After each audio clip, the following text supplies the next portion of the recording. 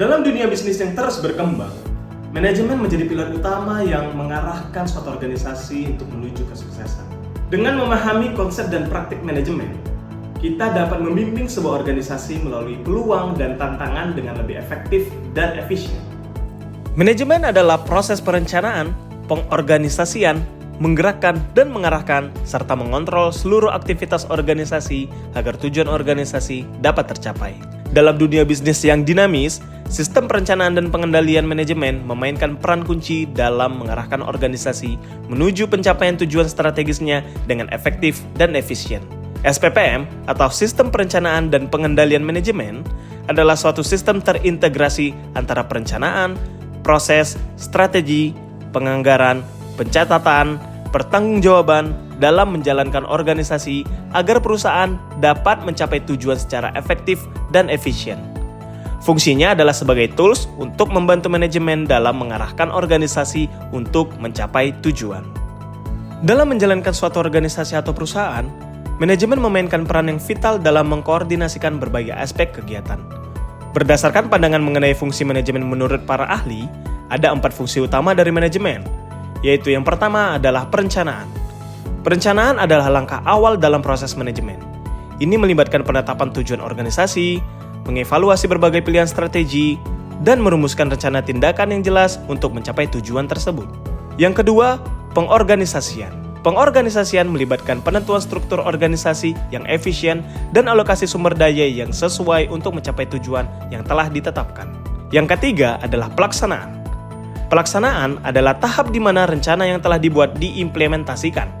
Ini melibatkan koordinasi aktivitas, delegasi tugas, dan memberikan arahan kepada karyawan untuk menjalankan tugas-tugas mereka sesuai dengan rencana yang telah ditetapkan.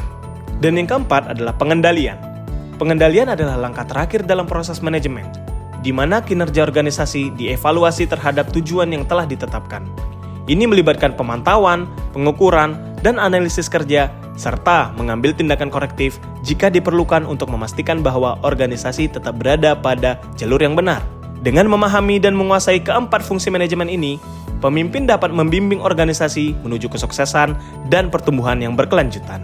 Manajemen bisnis tentu perlu dipraktikkan secara tepat. Salah satunya adalah pada bisnis perkebunan. Usaha perkebunan adalah usaha yang meliputi kebun dan pabrik yang bekerja sesuai dengan sistem yang baku, sehingga membentuk komunitas dan berinteraksi dengan lingkungan sekitar. Manajemen tanaman adalah aspek penting dalam manajemen perkebunan. Ini melibatkan pemilihan jenis tanaman yang sesuai dengan kondisi lingkungan, serta perencanaan penanaman, pemeliharaan, dan pengendalian hama dan penyakit. Selanjutnya, perencanaan produksi juga merupakan langkah kunci dalam manajemen perkebunan. Ini melibatkan penetapan target produksi, perawatan pabrik, quality control, serta manajemen rantai pasok untuk memastikan kelancaran produksi. Ada beberapa pokok-pokok permasalahan yang biasa terjadi di bisnis perkebunan. Di antaranya seperti produktivitas dan kualitas produk pada on-farm ataupun kebun, persaingan bahan baku yang relatif kurang sehat, industri pengolahan atau off-farm yang belum berkembang, kualitas dan komitmen SDM pekebun relatif masih rendah, serta tekanan isu-isu global seperti lingkungan, keamanan pangan, dan lainnya. Dengan menetapkan prinsip-prinsip manajemen yang efektif, perkebunan dapat mencapai produktivitas yang optimal sambil menjaga keberlanjutan lingkungan. Itulah mengapa manajemen perkebunan sangat penting dalam mendukung pertumbuhan dan keberhasilan industri ini. Dalam menjalankan kehidupan, termasuk melaksanakan tugas, pasti kita akan selalu dihadapkan dengan keharusan dalam mengambil keputusan. Pengambilan keputusan selalu berkaitan dengan memilih salah satu dari beberapa pilihan keputusan. Jenis pengambilan keputusan di mana pilihan bersifat logis dan konsisten serta memaksimalkan nilai dalam batasan-batasan spesifik.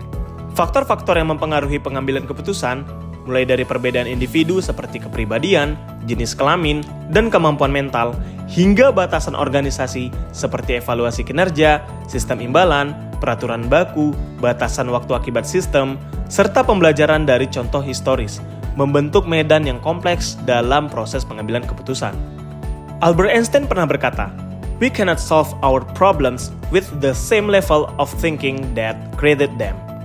Untuk mengatasi masalah atau tantangan yang dihadapi, kita perlu mengubah cara berpikir atau pendekatan kita yang mungkin telah menyebabkan masalah tersebut muncul. Dalam konteks ini, penting untuk memiliki sudut pandang baru, ide-ide yang inovatif, dan pemikiran yang lebih mendalam untuk menemukan solusi yang efektif.